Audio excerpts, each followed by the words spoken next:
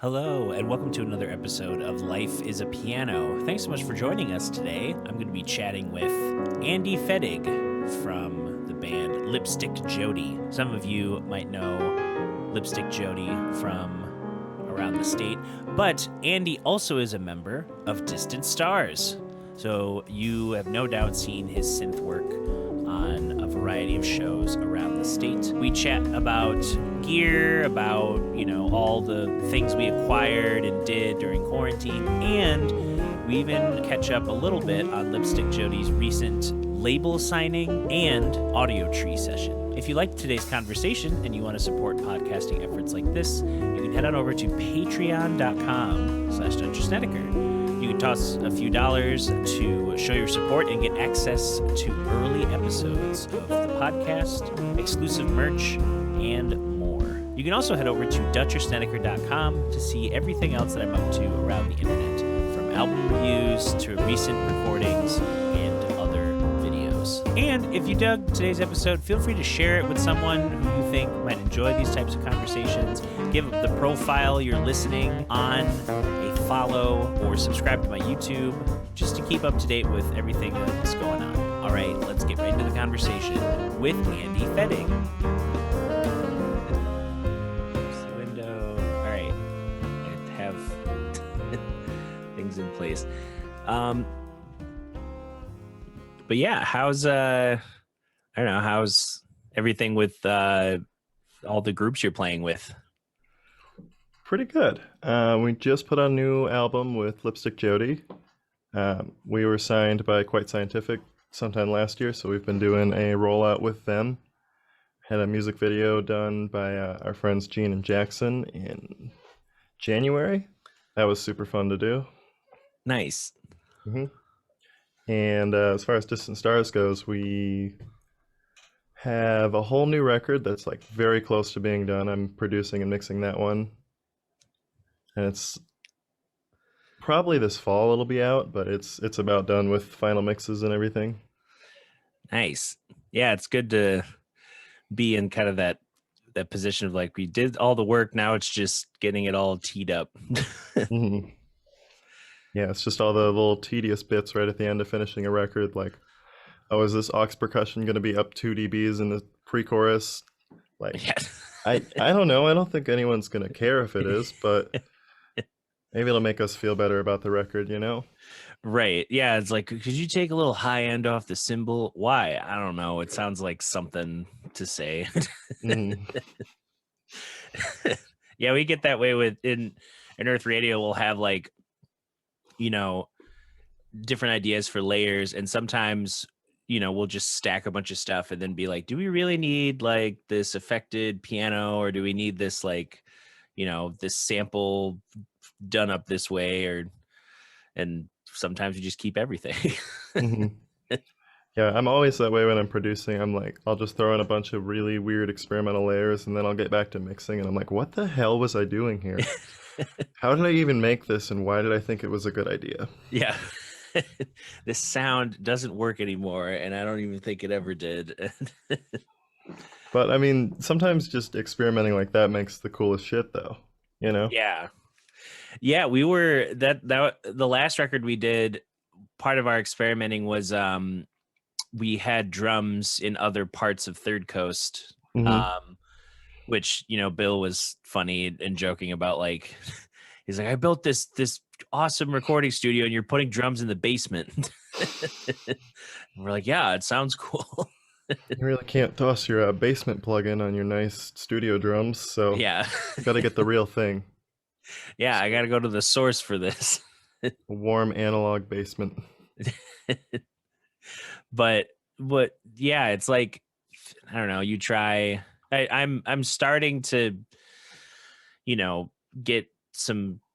I have a goal for like an EP by the end of the year, just like some lo-fi self-produced stuff, and I'm just in the phase of like, I'm writing, but I'm also kind of putting a template of like, okay, do I want, like, what kinds of keyboards do I want to use? What sound do I want to go for? And plugins I want to try just to see if it would work.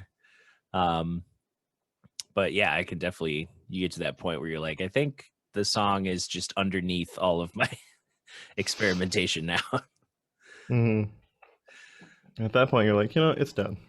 Yeah, I'm it's over it. all it's yeah, I'll just throw it away.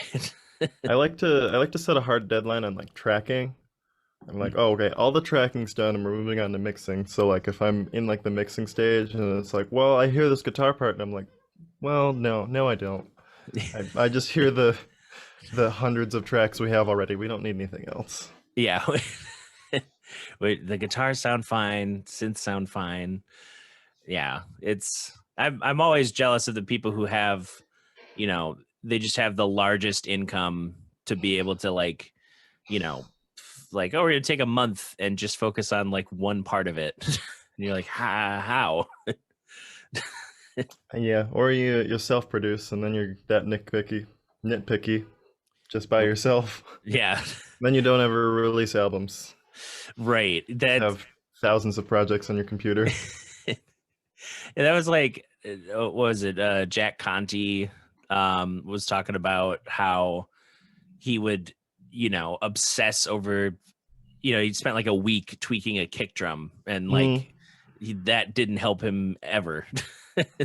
But he would always like assume like, I have to make sure it's like absolutely perfect. And then the song that, he'd spend the least amount of time where it's just his brain kind of shortcutting all the things he's been learning. Then he's like, oh, okay. So I don't need to like lose sleep all the time. Mm. But Yeah, I tend not to tweak stuff like that, especially like early, because I will get really distracted because I can tweak a kick drum for a week and a half. But if I'm trying to write a song, I'm like, okay, that's the kick. It sounds fine. I'm moving on. Time to play a synthesizer part because it's just I have to be in the flow of things. If I'm writing, I'm like, this has to get down as quick as possible. yeah, I see the benefit of like, I watched Jacob Collier do it was for a fundraiser last year for his crew.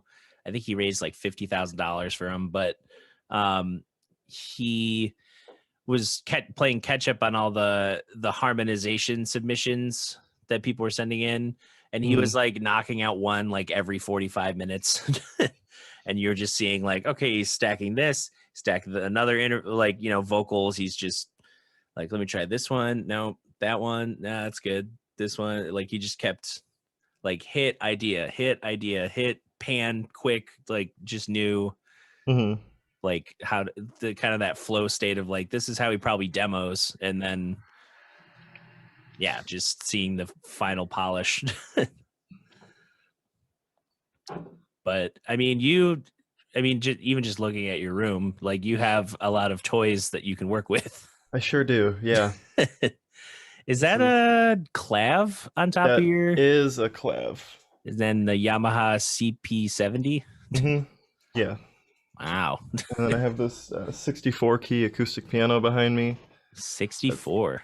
Yeah, it's tiny. That's cool though. And then a Rhodes over Yep, there. there's a Rhodes peeking out over there. There's a Poly 6 on top of that.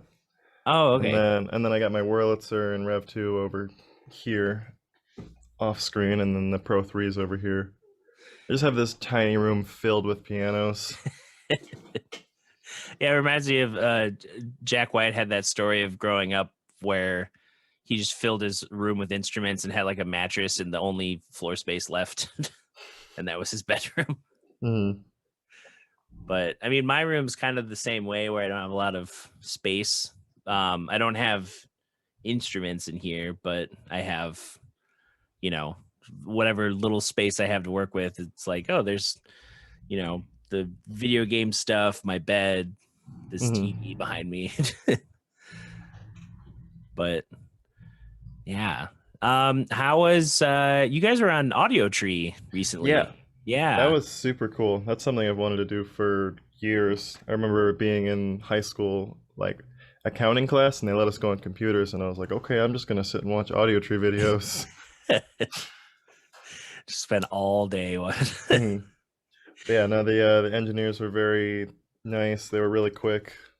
Sounded great. It was really cool for our first like thing back as Lipstick Jodi to be on Right. Audiotree. It was really nerve-wracking too. I was like, well, this is we don't get a trial run first. We're just jumping straight into Audiotree. Yeah, we just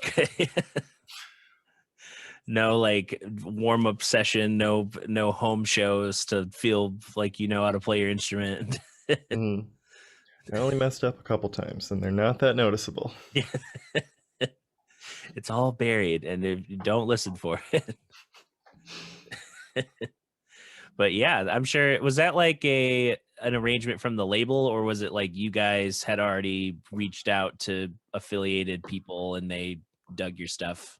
I mean, we had talked to them a little bit a couple years ago, I think, and they were like, whatever. And then we had a label, and our PR guy reached out, and then they were like, oh yeah, come play. Oh yeah, get in here. So yeah, that's the nice thing about having a label is it's just someone that's like, yeah, I vouch for them. They're good. Yeah, that's like, I feel like that's, as much as we're learning a lot as in Earth Radio, just being able to delegate some stuff and yeah, do certain things. I feel like we need a label, or like, I don't know, I think of like, Myron Elkins at all. I do not. He's another like, and it's not a trend, I don't think. It's just, like Billy Strings is like, aside from his, guitar prowess, it's like, oh, he's a Michigan dude who sings and sounds like he's, 10 years older and has that like country twang.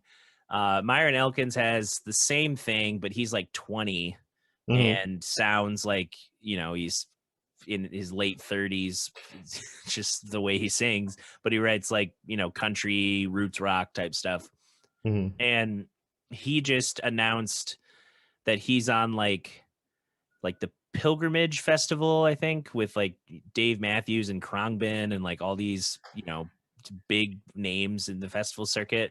And I'm like, this, I don't think I've ever seen this guy play in GR. Like, I know he did a show at the Tip Top, and I know he did like a Dogtown session, and I just know about him through Mark Lavengood. But then I kind of looked at his website, because I was like, how is he getting these plays when, like, does he even have an album? Like, where is he getting? And he's somehow got signed and connected with William Morris Entertainment. And I was like, yep, that'll do it. It's hard to say no to anything they pitch. Yeah. It's all about connections. Yeah. Well, and it's funny how, like people don't realize like the doors they can open for musicians if they know someone who like it, like, oh, I know someone who wants to finance a band, or I know someone who wants to, they're hosting a show or a festival, and like just any of those connections, like the easiest route is just, it's like having someone say like, this guy's cool, and then another person's like, yeah, I agree, let's have them, instead of like being another faceless email in a sea of emails. Yeah, I feel like that's what's been really hard about the whole pandemic. You can't talk to anyone. Yeah. We actually I haven't met anyone affiliated with our label yet since we were signed like May of last year. I think some point this summer we'll meet face to face, but we were connected through our manager Luke, who also works with Tunde Lanaran. Oh, okay. Yeah. Tunde pitched us to Quite Scientific. Nice. Yeah, I think I remember hearing his album when I was doing the New Music Monday column for YCE, and I was just like, oh, this dude, like this guy's got some staying power. It's like very, very creative, very, theatrical presentations. And yeah, just like one of those artists that you're like, oh, well, yeah, of course this dude's gonna like go somewhere. Like he's got his whole vision put together. Yeah, definitely. But yeah, I'm sure that's awesome for you guys to be signed and kind of have, I don't know, like I assume you're in the similar boat where we are, where we had, we have some stuff this year, here and there, but 2022 is like get back into action year. Hmm. Yeah, I think we have like 4 shows scheduled with Lipstick Jodi for this year, which The- they're all going to be bangers. They're all right. going to be super fun, but yeah, hopefully some tours next year. We have like a whole nother album written basically. We're just piecing together all of the demos we have, and they're like, wow, we could just send this off right now. Yeah. Album 2. Here you go.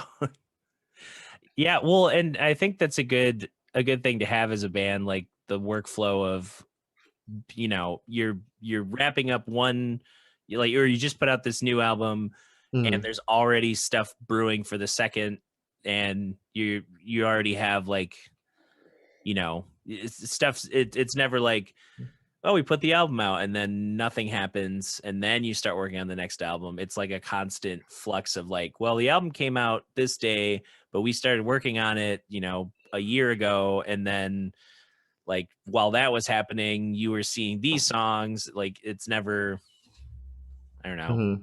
like just like you're always kind of living in like all of the tenses as Mhm. an artist.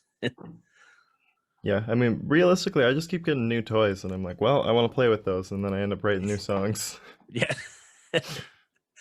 Yeah, it's been a minute. Like the thing I need to figure out is I bought an RC 505 loop station thing. Mhm. And I want to, because when I used to have just like a simple ditto, like the tiny ditto pedal, and that was just so I could loop textures and not really like have a loop that's timed.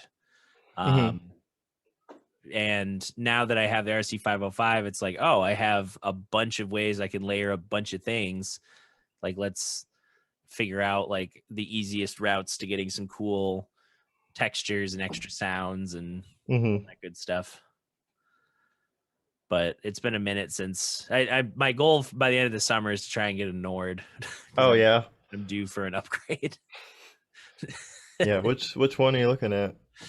I was looking at the latest stage Mhm. piano, just because it would, full size, it would replace my Yamaha CP33. I'd still keep it in my Mhm. studio, but um, yeah, it's not like I took it to Austin Kane yesterday, my Yamaha, and we've like he at least helped me figure out what things need to be addressed, and he fixed like almost all of the broken keys.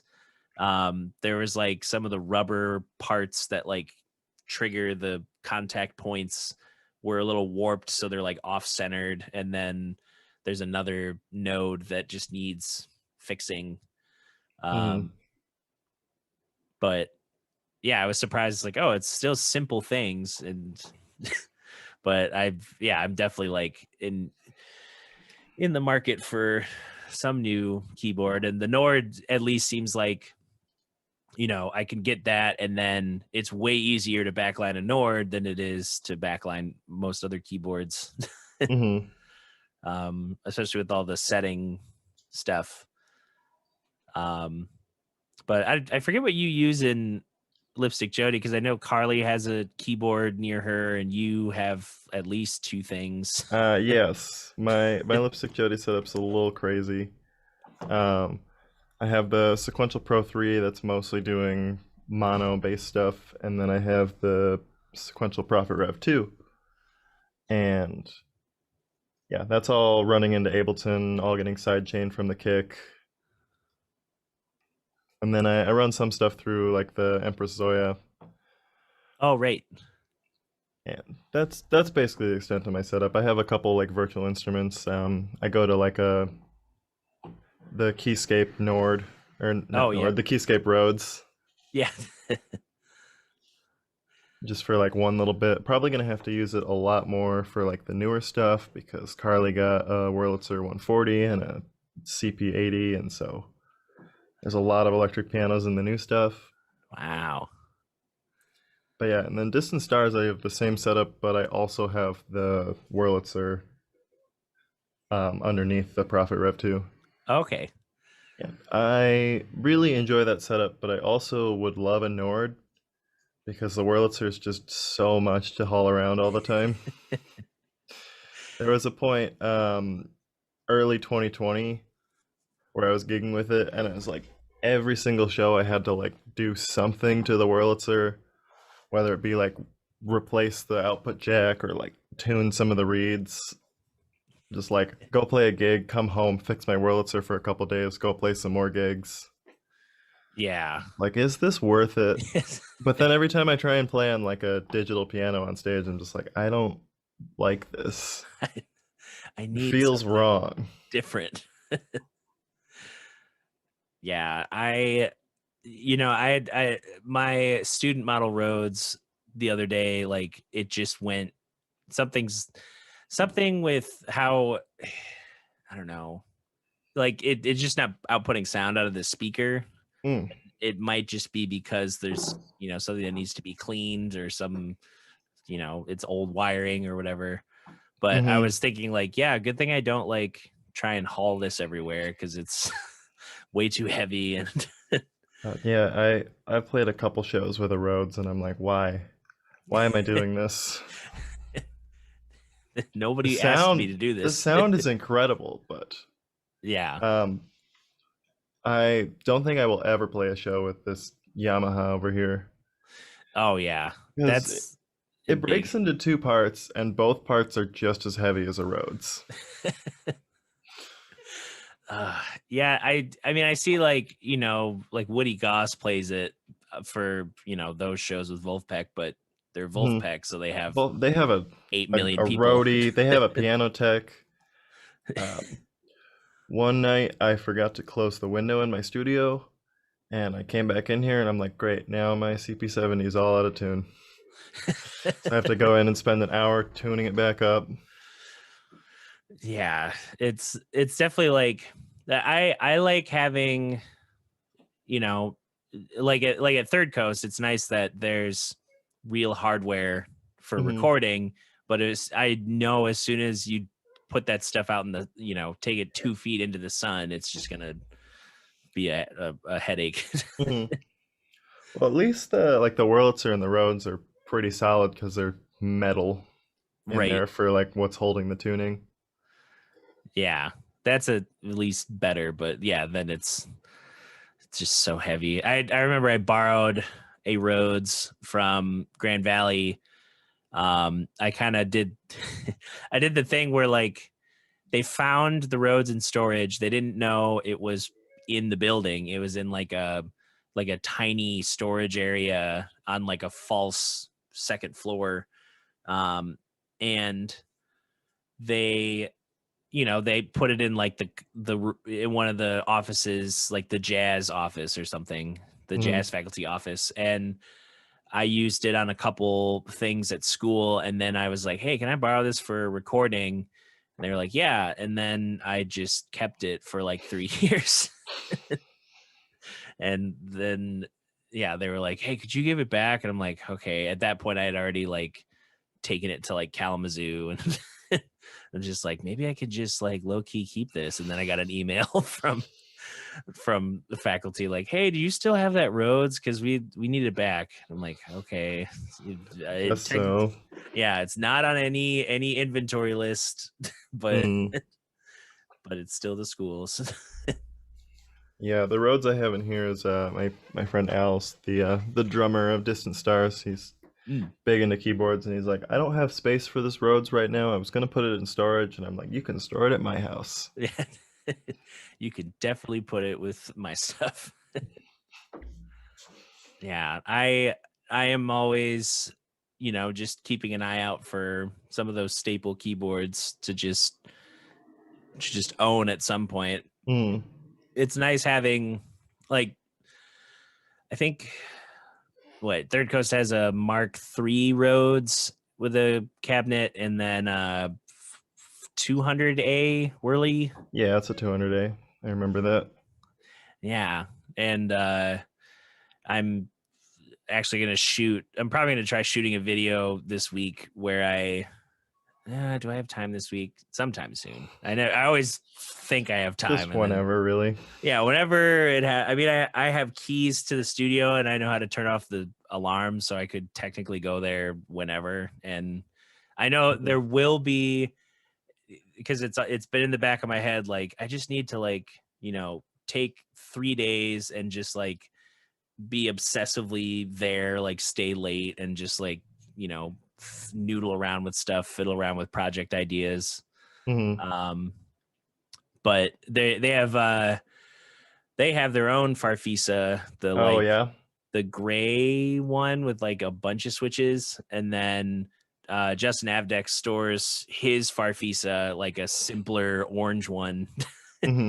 So I was like, I could do like dual Farfisas. It's like no one really knows what a Farfisa is. Although we did use his on, I can't remember if we used it on the last record, but we used it on Mother's Breath, and it was really cool. We ran it through the Infinite Jets. And just it created like, it was almost like a cascading cathedral organ. Just it created this big sound. Yeah, sounds super cool. But yeah, I don't even know how you like manage the Zoya. It looks like so many things in one pedal that I don't even know where I would start. It's definitely a lot. They just updated the firmware, so things are more efficient now. And I never messed around with like synths, but I downloaded someone's synth patch, and I was like, damn, this sounds really good. I should make my own. So I was making my own synth on there. That was really fun. You just kind of experiment. Just like, what if I made a weird envelope filter with a vibrato in it? Fuck it, why not? Yeah. Yeah, why not? I feel like that's why they made that. It's just like, it's the idea box. It's the thing that you could literally just have that on your pedal board and cover a lot of space. Yeah, it's a little tough to use as like a solo multi-effects, but it's really powerful for sure. Are you mainly using it as like multi-effects, or is it like also processing like synth sounds you would use live or something? Mostly multi-effects. I don't use it to its full potential live. Mostly because it's just, I have so much other stuff I am doing already. Right. But I don't know, I've got some like big reverbs and like filters and stuff that I use on Wurlitzer with Distant Stars, and then mostly I just use it as a mixer for my bass guitar and synth bass, and then there's also like a low pass filter I can control with Ableton on my bass guitar for Lipstick Jodi stuff. Just cool, so I can do like filter sweeps, tempo synced. Yeah, that's like, I don't know, you spend, what is that, like, it was like a $500 pedal. It's like you want it to do all of the things. I mean, in the studio it kills it. I'll put that on like everything. But it's really hard to do live when I'm also like doing a bunch of shit inside of Ableton Live. And yeah, well, and I've noticed too with like when I'm playing and I'm using a lot of effects, granted I have a lot of like, reverb and delay, and there might be like some delay, or like the one, what was it, the Dream Mender, like that might be conflicting with the caverns, and like like there might be some kind of phasing thing, or just, I don't know, putting the signal further and further back, like it just sounds like it's getting quieter every time.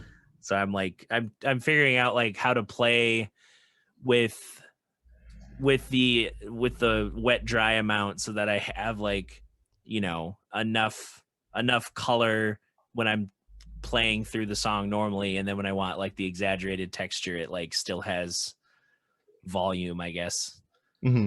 So I can only imagine like trying to use the Zoya live. It's like, I just want just leave it like that, and then it'll do that, and then I won't try anything else. Mm-hmm. Yeah, I have like one or two patches. I'm like, all right, it's gonna kill it for this one thing. Yeah, but Yeah, I also use effects inside Ableton on pretty much everything too. oh, okay. Yeah, I wonder if that's like, well, I guess an effects chain would still, it still comes after the sound. It's Mm-hmm. not. I just think, well, maybe digital DAW processing versus hardware processing for Mm-hmm. effects. Just, I don't know, figuring out the things in the chain. If you have the ability to not bring a computer to a show, that's the move. That's what. Yeah, go ahead. Because like here I am going to every single show, and I'm like, okay, so I have to get audio in my interface, out of my interface, and then I have to run USB cables to everything, make sure all of the things, and I've got like the newer MacBook Pros with just the USB-C, so I have to remember to bring all the dongles and stuff. Just like, can I just play the Wurlitzer for a show, please? One of these days. But I write music that does not allow for that. Yeah, it's a lot of layers, a lot of moving parts. Mm-hmm. Yeah, that's been the thing with with radio. We talk about like the the recorded version versus the live version and what's going to be inherently different. Mm-hmm. And we always go back and forth of that, like, should we add, like, I think the closest we've gotten to tracks is like we have some of the stuff from the album sampled, and then we can cue it up on an SPDX. Mm-hmm. But that's really just like one shots, textures, like just Mm-hmm. stuff that's easy to trigger versus like something that'll follow the song, especially since most of the stuff like we would need to have a click to and there's tempo shifts and Yeah. like stop. Yeah, I like running tracks in Lipstick Jodi because it's just pop music, you know? And it's Right. like it's three people making pop music. We need a little bit more sound. Yep. But like Distant Stars is a little more of a rock band, and like some of the songs I'm like, this could be cool with tracks, but I also want to find an arrangement where we can just do it without it. I really am a big fan of separating like the recorded world from the live world. Because like when I'm recording something, I'm like not even vaguely thinking about how am I going to do this live. Right. You lose a battle there. You're just Yeah. compromising. Yeah. Well, and some bands, just either by the nature of the style or like how they track, it's like, oh, okay, you're already doing full band recordings. Of course, this is going to Mm-hmm. sound closer to, and so, and that's what, like, some people are just like, oh, this sounds just like the record. And it's like, well, it's either because it's just, you're taking the band from one environment and putting it in another and tweaking things to try and link it up, or you're a singer who has like two, like a drummer and like like I think of like Lady Ace Boogie, like she can get closer to the record and she has like the DJ and then the drummer, Mm-hmm. like that just adds to the beat that's already in the track, and then it adds to like how the track can flow and be manipulated. Mm-hmm. But yeah, it's hard when it's hard when you like playing around with sounds and toys and things, and then it's like, well, I Mm-hmm. can't bring 6 keyboards to every show. Well, I'm halfway there, but yeah, I can't bring more than 3, and I also can't play more than 3. Yeah. So Yeah, I have one of those MIDI through splitters, and I tried it for like 2 gigs, and I'm like, there's a lot that I have to remember to manage with it, and I don't know if it it's cool. I think it's way more functional in the studio, being able to like use my main board and then like chain it to synths to have different layers. But mm-hmm. yeah, live is, I think live, I would need another polyphonic synth. Because right now I just chain the Yamaha to my microKORG and just layer sounds in and out with the key Largo and the hardware itself. But yeah, it's like trying to have all the sounds available, and that's partially why I want a Nord too, because it's so performer friendly. I can switch to like, I could have everything queued up in my head of like, okay, this song starts with organ, boop. I don't have to like lift up things to like change certain sounds, or I just hit a couple make buttons. like song presets too with like splits and shit. And you like got your Rhodes down here, and you just pop up to the high end, and it's got an organ. Right. Yeah, you can just shift back and forth. Yeah, just more options, I guess. Although I keep seeing other, I don't know, other pieces of gear that would be cool to have, but yeah, it's just adding to the complexity of Yeah, that's the problem. I'm everything. always like, oh, that looks really cool. Maybe I should get one of those. And I'm like, why? Does it look like there's any room in here for another piece of gear? I had to move my vibraphone. It lives with Carly now in Grand Rapids because I got the CP70.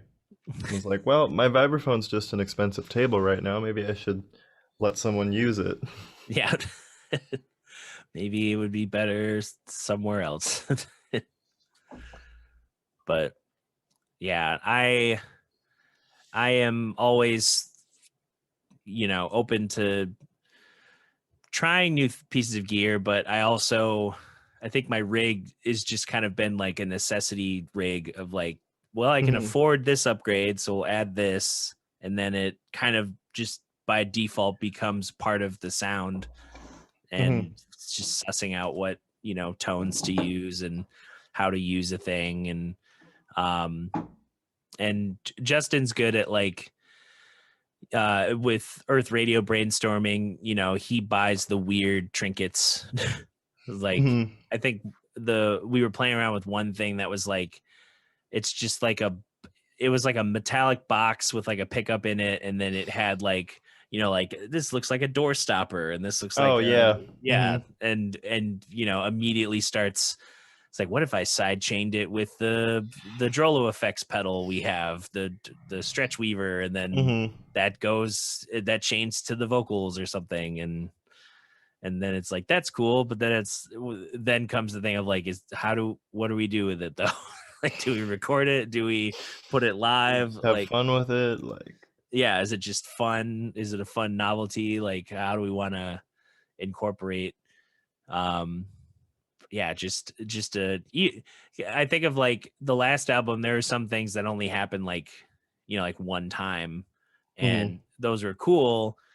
And I feel like that's what those kind of gadgets are. It's like, well, if we can get at least one idea with it, it's worth it. Yeah, I really enjoy things that only happen just like once. It's my favorite thing. It's like doing something in a song. I'm like, I just did something really cool. I'm not going to do it again, though. Yeah. You want to hear it again? Listen to the whole song. Yeah, you're going to start over. Then there's this band, Adult Jazz. Adult Jazz. Yeah, they're an incredible band. They have this album called Just Is, and one of the songs in the middle of the album's like 8 or 9 minutes long. And they do straight up the best vocal melody on the album, and they do it twice in the middle of this 9-minute song. And I'm just like, yes, that's everything I live for. Just this pure moment. It's like I have an Omnichord. Oh, and I love that thing. It's super fun, and I limit myself to using it like once on an album.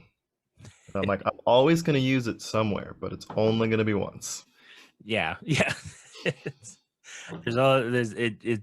has to happen once. I don't know where yet, but it's like my cousin got an automaton, and it's just been like goofing around with like first it was just like, arrangements of songs people know, and then he was kind of trying to figure out how to use it with I don't know, some recording with, I don't know if it was with another instrument, but he was just trying to like play around with how to actually use the sound in tandem with another instrument.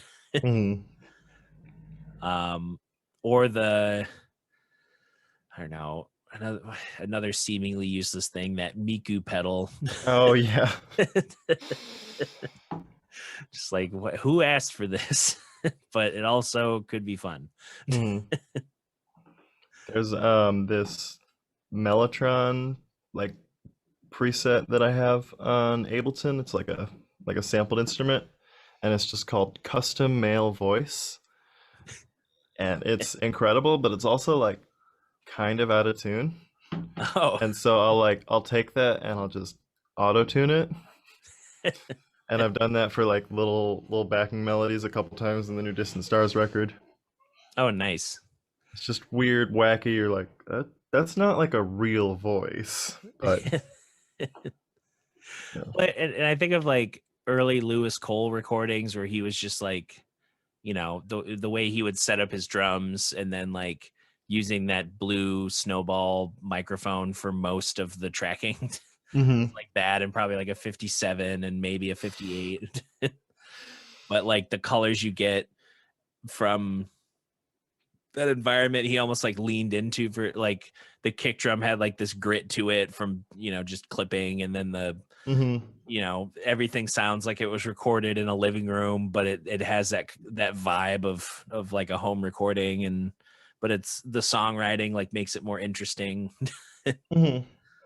I feel like when you're really just starting out, you get better drum sounds with one or two mics. Because if you're just like walking into a drum recording project and you're like, I'm gonna put a mic on every tom and a couple overheads and kick, snare, it's just, you're gonna get phasing if you don't know what you're doing. Yep. I like 4, 5 on a drum set tops. Yeah, it like just enough to like separate some of the components, but it's easier to blend everything. Mm-hmm. Yeah, I've had it where even like the one mic setup sometimes sounds like, oh, the center mic we put in here just to see like that actually captures the sound better for this type of thing. Mm-hmm. Yeah, or like how we did, I mentioned like how we put drums in just different spaces to try and see like a bigger room, a smaller room, an untreated cement basement. Mm-hmm. Yeah, we had a demo we did for a new Distant Stars track. We recorded the drums with, I think, just 2 mics, like one on the kick and then one getting most everything. Ran through like a mixer, some jank mixer, so there's like a little bit of hiss, and then I threw like some weird vibey plugins on it, and I was just like, holy shit, this drum take is incredible. And so I just based the drum chain for like the whole record off of making it sound like that recording. Oh wow. Yeah. I was like, I obviously did it with more mics when we recorded it for real, but yeah, the heart of the sound was based off of that one. Yeah. Well, and I that's something I needed to just, I don't know, like my brain when it thinks of like trying to self-produce, it's like oh, so many sub menus, but then my my noodly brain that like can't sit still when I'm drumming on a table, if I'm seated at a breakfast spot, or I'm playing on keys whenever I'm near a keyboard. It's like that brain can translate to the mixing process or the tracking Mm-hmm. process, or so I feel like I just need to trial by fire it and just go for it. Yeah. Just get in. Are you, I mean, considering that you do a lot of the production for Lipstick Jodi and Distant Stars, do you have like any side venture that's like you putting together, I don't know, like lo-fi beat tape or synth wave explosion, or I don't know. I mean, I do make some solo music myself, um, Oh yeah. under the name Ghost Dream. Okay. That's a little all over the place, but a lot of it's kind of in the lo-fi vein. Yeah. Um, less poppy than the rest of the stuff I'm doing, but yeah, um, I started out actually right after I got my Wurlitzer here and made this really jank lo-fi EP called The One Where I Got a Wurlitzer. And that was really fun. And so I was like, yeah, I'm just gonna keep making things. So I made a couple EPs, I made a full-length album. I'm working on another full-length album, but I have so much going on that it's just really on the back burner. Right. Yeah, it's gonna have a longer arc to being done than Maybe next year. I always get songs where I'm like, okay, this is 75% finished. I'll finish that whenever, and then whenever never happens. yeah. I feel like the last big push I had to write more stuff, because I mean I've obviously written some stuff for radio, like 1 to 2 tracks per record on average, and I think of my recital for my masters. I had to like, I couldn't just play all of my tunes. I had to arrange some tunes, and that was the last time where it was like, okay, I have a deadline, and then I have a deadline before that deadline to get everything done and out to the players so we can all rehearse it. And just, yeah, setting a deadline definitely like is something I just need to do to like force the creativity. I recently just hit up a friend who I'm recording some of his music, and I'm like, hey, I know like I've been busier since things have opened up, but I don't want to like, keep you waiting too long. Is there like a deadline for when you need this done for submissions or whatever? And he was like, well, I'm not submitting till next year, but it'd be cool to have everything tracked and recorded and the video stuff all done by the end of August. And I was like, all right, so now I can plan out like these are the weeks I'm going to rehearse this, like shed it back to like good performing standard. I'm going to book time, just to speed up the process of getting it all recorded. And then, yeah, like that's way easier for me to plan out than being like, oh, he said whenever. So just wait. Yeah, I love deadlines. That's the only way I get things done. I'm like, this has got to be done in a month. And then I'll scramble in the last week to finish it. But I do my best work very quickly. I tend to do it. I think of the last time, I mean, I was preparing for stuff in my master's, but that, I had more time. I think of like when I went and did the Bang on a Can Summer Music Festival, I had to prepare a bunch of music in like 3 weeks, so I could have it like rehearsal ready.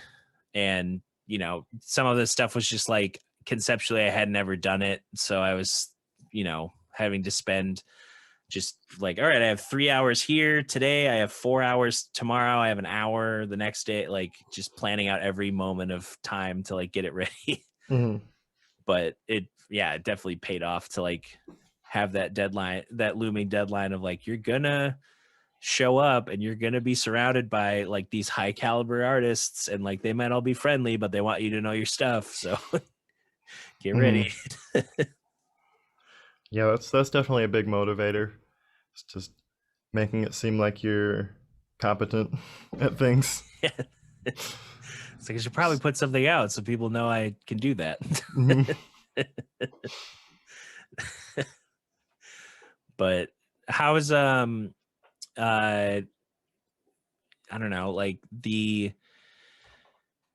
I guess is the process mainly like you guys demo stuff as a band and then separate to work on it and come back, or is it people composing on their own and then coming together? Or In Lipstick Jodi, me and Carly come up with a lot of stuff like on our own, and then we both work in Ableton, so I'm just like, hey, I sent you something in the Dropbox, and then they'll like tweak it, add some stuff, and then I'm like, okay, this is sick, and then I'll tweak and add my own stuff. Um, Distant Stars is a little different, but kind of similar. Like mostly for this record, we had some songs that were like just fully written and we've been playing in the band, and then some where we just like demoed stuff out and then we took it to the band and then we're like, okay, well the band did really cool stuff, let's put that back into the demo, and then other stuff is like voice memos that we took of just us jamming at practice, and we're like, okay, this is a really cool section, let's like expand on that, see where that goes. We had a couple cool songs out of that. Nice. Yeah, it's. I feel like the possibilities for how a band can write, Mm-hmm. there's so many. I think of like, bands like Periphery, where like in their early days they didn't even have. It was like some of the band lived in one area, the singer was on the West Coast, other people were further north on the East Coast. Everyone was in a different city, but they all knew how to at least do demo work, so they could like set up their sessions at home and track parts, and then they all come together at Misha Mansour's house, and he's kind of the head engineer, and they track everything there for the final product. But or they rent a drum room or something. But then there's bands who like they just live together and like just set it up to like flick on a switch and like, all right, we're in the idea station, let's just make some ideas. Mm-hmm. But yeah, for a while in like 2019, 2020, me and Carly were living together, so a lot of creative stuff came out of that. Just go down to the basement, we have all of our instruments set up, it's just real easy. yeah, I that was kind of that way when I lived with Justin Avdak and Justin Wieringa at the time. We just had all of our stuff in the basement, and then whenever we'd have ideas working on the Underground Circus project at the time, it was just all set up and ready to go. You just turn on a couple things. Mm-hmm. So easy. But are you, I don't know, is there like a bucket list gear thing you're working towards, like something you don't already have in your arsenal that's like, I kind of need this?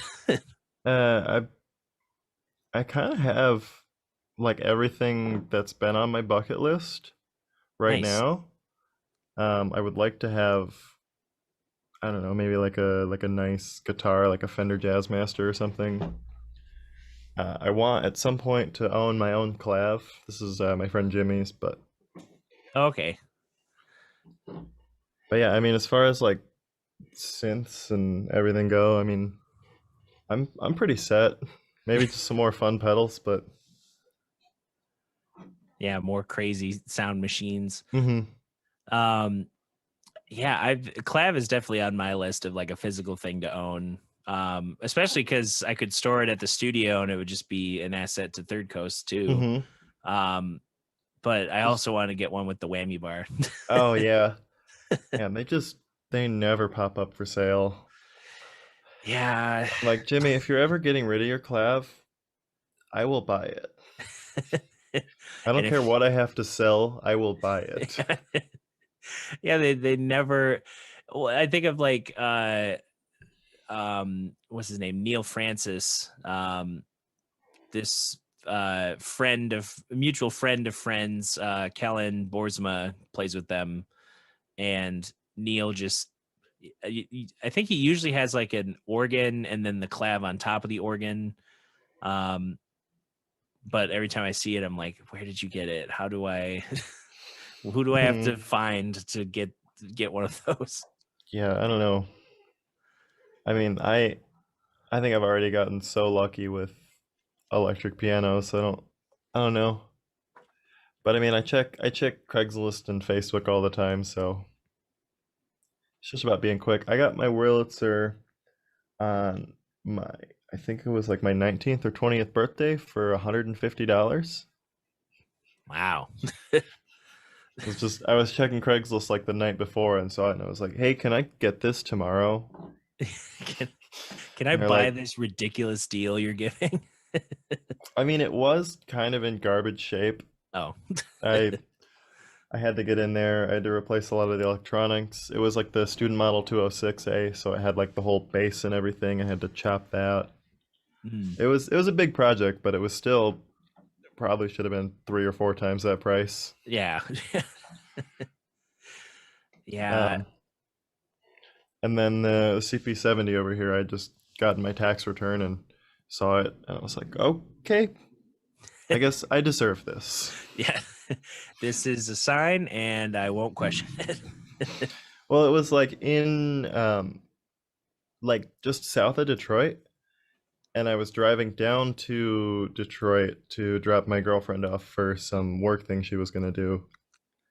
And I was like, "Hey, can I come pick this up tomorrow?" And he was like, "Yep." I'm like, "Cool." He was like, "Yeah, I had some people from like Pennsylvania, trying to drive like 3 hours to come get it." And I'm like, "Yeah, I drove 4.5." But So I win. yeah, he wanted some people to ship it to like California or something. That would have been awful to ship. It probably would have cost as much to ship it as it cost for the whole piano. Right. Yeah. Like I remember trying to sell. What did I sell recently? I somehow got sent two iRig keys, like the 25 key. Hmm. Because I had one, the iRig IO 25 key thing on a random Instagram stream. And then Hmm. I think they just sent one by accident. So I was like, well, I don't really need two of these. It's like I'd just get a larger one. Hmm. Um, so I was selling it, and even that where it's like not heavy and you know it's not that big of a package, it was still a lot to try and ship it. Hmm. I'm like, why did anyone send anything anywhere? Right. Yeah, no, I've had to ship a lot of gear. Um, Guitars and basses are the worst, but I mean, if you have a nice case, it's easy enough. You just bubble wrap it, but it's expensive for sure. Yeah, I remember, and I blocked this guy, so I won't see him ever again. But I was going to buy. Oh, it was lights that they had like it's for like drums, and you run your before you run your signal to the house, you run them through these lights, and then like, Hmm. oh, if you hit the snare drum, the lights go on. So I thought it was like a cool visual thing to have. Hmm. And I went to the guy's house and he kept lowering the price of the lights if I would like help. Like first it was, hey, I just need to mail this guitar, and he had it in his hands. Like, I'll lower it $30 if you want to like take me downtown. I'm like, okay, we're like basically downtown. Like it was on the West End. I'm like, I'll just do it.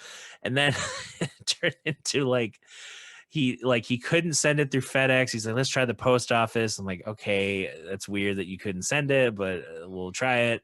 And then we tried like two more places, didn't work. Then he kept like trying to like, it was always like trying to get me to do one more thing or like buy one more thing. And he kept saying like I don't blame the guy, because the way he talked about his life, I could kind of parse it as like, oh, okay, this guy like he must have like some sort of something isn't clicking, and like he Hmm. has some support from family, and that's why he's living in a certain apartment, but it's not as explicitly like, you can't walk in and be like, oh, this is a like this type of living home.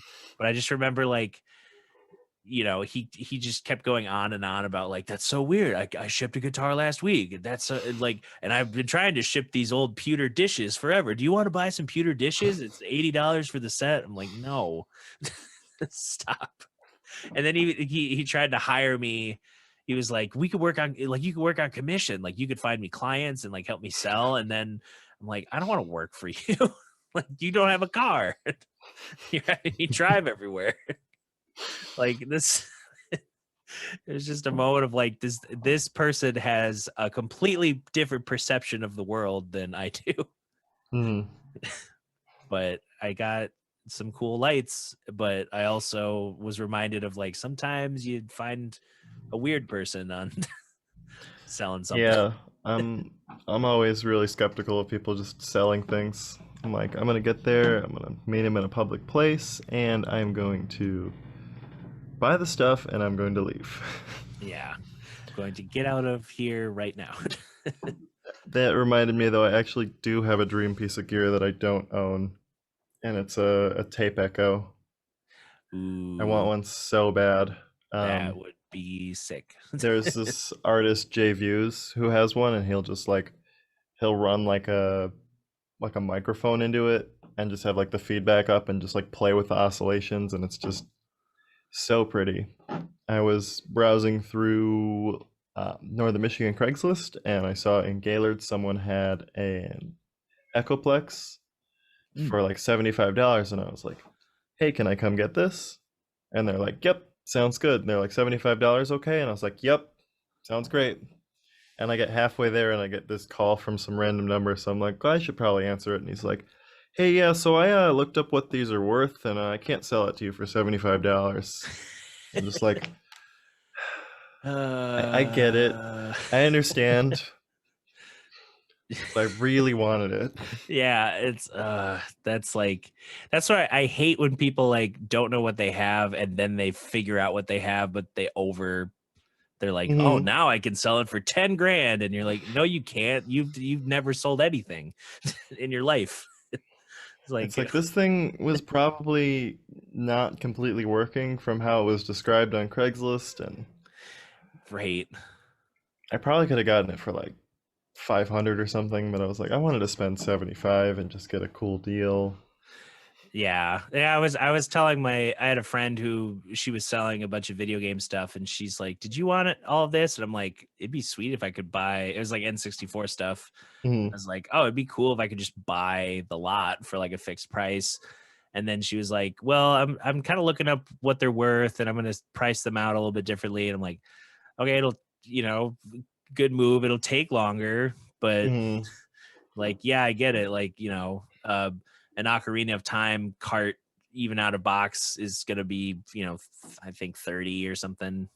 And it's like, I'm trying to get, Mhm. 10 games and an N64 with, 4 controllers, 2 of them being broken, but fixable. And it's like, what about $100? Just give me that for a cool 100. I mean, I feel like that'd be a pretty good price for what that is. I know you could get more, but the amount of effort, is it worth it for another 50 to $100? Yeah, that Maybe was not. where it's like, if you're not already used to, and everything takes time, but like I think of the like CJR, this Canadian video games. He works in the industry, but he's also a collector, and he's got this, you know, dream basement for his kids and friends, Mhm. where it's just like, here's the Nintendo Nook. It's full of Nintendo stuff. Here's the, all the modern consoles on the new TV. Here's like old arcade cabinets. But he prides himself on saying like he hasn't had to spend money technically to get anything from the collection, because he knows how to garage sale, buy in bulk, sell off the excess, Mhm. put the money he sells from the hobby back into the hobby.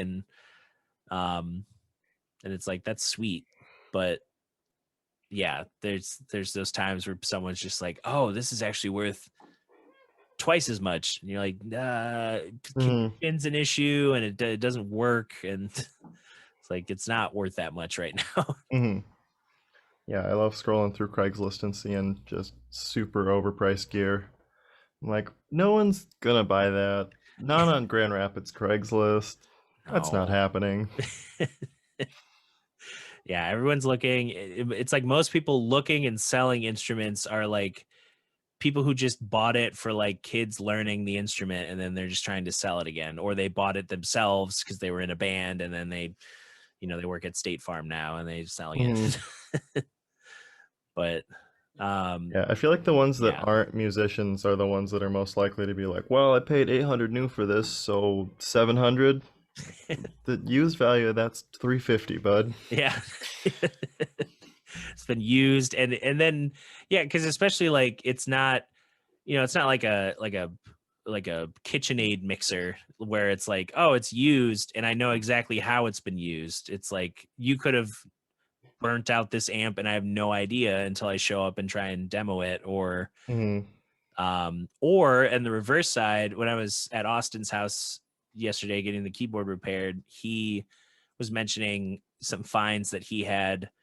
Like someone tipped him off to like, hey, there's just like this bass like head or this bass amp's just sitting in a pile of like trash on the front of someone's yard, and it looks like he's trying to throw it away. And then Austin picked it up and literally just had like, I think he said it was like a spare, I think it was just a tube, like it was just an older amp and he just replaced a tube and it worked fine. So yeah, it's like you can find the people who don't know its value, but then there's also like, I bet if that person had heard the story, like, what, you only needed a tube to fix it. It was like, well, yeah, but the fact that you didn't know that doesn't mean it's worth more. It just means that you sold it for what it was worth at the time, and then someone else happened to know how to fix it. But yeah, I think gear wise, Nord is just is needed, and then it'd be sweet to get some kind of like, I don't know, like what is it, the Roland Sound System 8 or whatever, or the some kind of synth or like a Prophet of some kind, like a I love the Rev 2. The Rev 2. Very, very versatile. Also, the sound of the Prophet 6 is really incredible. Just unmatched. And the new Prophet 5s, but those are all way more expensive than like the Rev 2. Yeah. I the only Dave Smith anything I had briefly the Mofo module, but that I sold to Grayson because I was like, I just have another lead sound. Like, I don't need any more lead sounds. Especially with, I haven't even like tried to, well, I guess I have a little bit. Like I have Omnisphere and Keyscape, so I'm like trying to set up user banks of like, these sounds are cool, but Omnisphere just never stops. It really doesn't. Yeah, I'm scared to get Omnisphere. But I don't love working in the box with synth sounds. Like, I know there's a incredible world of in the box synth sounds, but I'm like, I don't feel like I'm playing it. No. Yeah, even with like, I'm impressed that Omnisphere could have, the physical hardware. You could tweak stuff in the software, but yeah, it's like there just comes a point where it's like it's way easier to sculpt using hardware than software. But I don't know, it never stops. Yeah, I mean, I'll just keep buying gear forever. But I feel like I really admire musicians who like care a decent amount about gear. So I feel like musicians who really don't care about gear are just like content with sounding like whatever. Yep. And that's kind of frustrating for me because I'm like really, really picky about my sounds, whatnot. Yeah. And I mean, I know not everyone has to be, but it's just like that's what I like in musicians. Just like, you picked these sounds very well, you know? Or you see like what's his name, Eric Johnson, the guitarist, like he went on tour featuring that, I think it was the album that Cliffs of Dover came out on, It was like he was touring that record as like a throwback, and he literally like pulled out the gear that was used on that tour, like all the old pedal boards and like the old versions of pedals, and like had his techs like make sure they were all working, because he was like, that was the sound. Like I can't like try and get like a clone and like get the same effect, or try newer types of stuff to design the tone around. He was like, this is how it sounded, and this is what people would have heard me do when that album came out. So Yeah, I feel like live sounds a little bit more forgiving. yep. Like on a record, I'm really super particular, whereas live, I'm like, I played this on a synthesizer, I'm just gonna distort my world, so it's gonna sound great. It's gonna be fine. Yeah. Instead of bringing another chunk of gear for like one thing. That's kind of like some of the tunes I think of, like Mall Walkin', or I don't know, this new song that we're not really gigging out with yet, the After the Plague. There are sounds that it's like, okay, there's a melodica on the record. My melodica's broken right now, so can't really do anything like that. Then you also need a mic too, like. Yeah, it just adds more, like, and it's already like, I always have to like kind of warn a sound person, like, hey, there's gonna be a lot of effects clashing. There's gonna be a lot of live things that are gonna suddenly spike in volume. There's gonna be a lot of, like, oh, this effect turned on and now it's feeding back because it's beefing up these frequency ranges, and it's like, just be prepared. Yeah, I always go up to sound guys and be like, hello, I'm going to be a problem. Yeah. I know you were looking for an easy night, but this is not as easy. Could you please mix all of these sounds?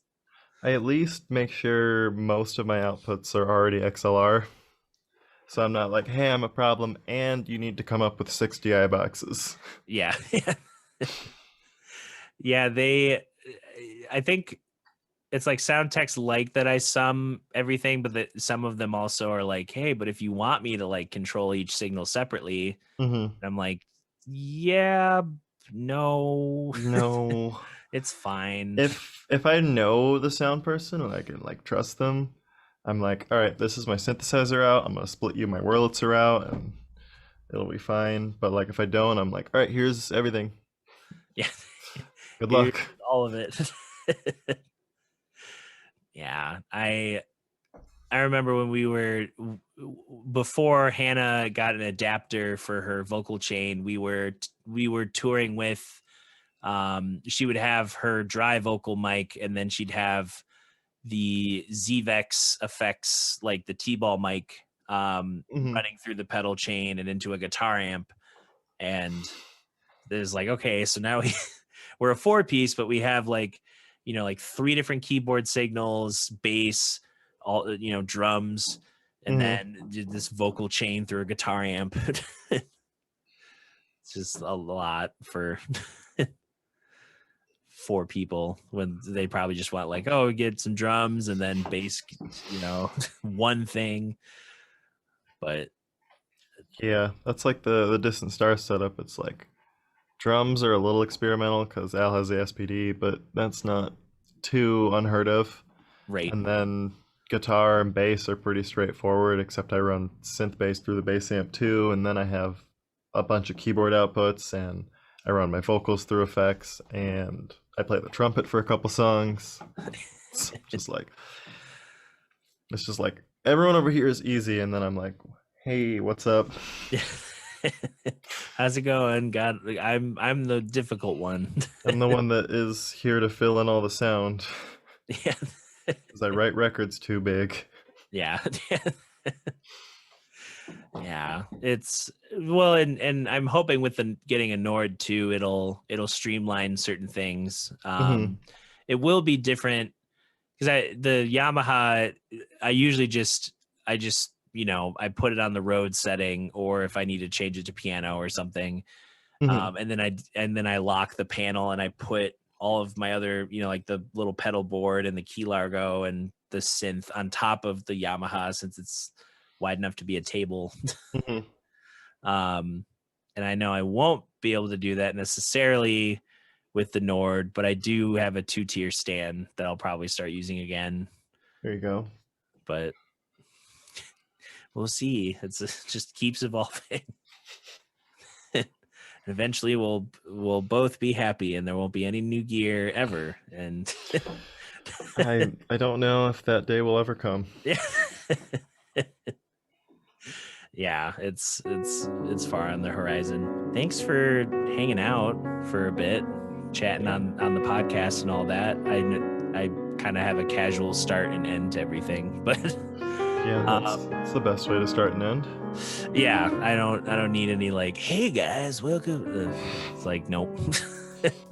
But you mentioned Distant Stars and Lipstick Jodi. Where should people check out what both of those bands are up to and new music and all that? Instagram. I believe it's at distant.stars and at Lipstick Jodi Music, I think. And then we both have websites that they gotta be on our business cards, right? Right, yeah. We have to have some professionalism. So I don't memorize things because they just go other places. But yeah. lipstickjodi.com and distantstars.net. Yeah, why memorize things when you can write them down? Yeah, that's why we invented writing, so we could take notes of things that our brains can't remember. And then Ghost Stream was the solo venture. Yeah, the barely publicized solo venture. Yes. Yeah, I remember. Well, and I as you were saying it, I was like, oh yeah, I totally bought your on Bandcamp. But cool. Yeah, and listeners, either now or in the future, you can support podcasts like these by going to patreon.com/Dutcher Snedeker. You can pick a level of money and throw it at the Patreon and you get stuff. You get merch and newsletter stuff, and you can hire me through it, all those good things. And DutcherSnedeker.com for everything else that you want to connect to. Thanks again. Yeah, thanks for having me.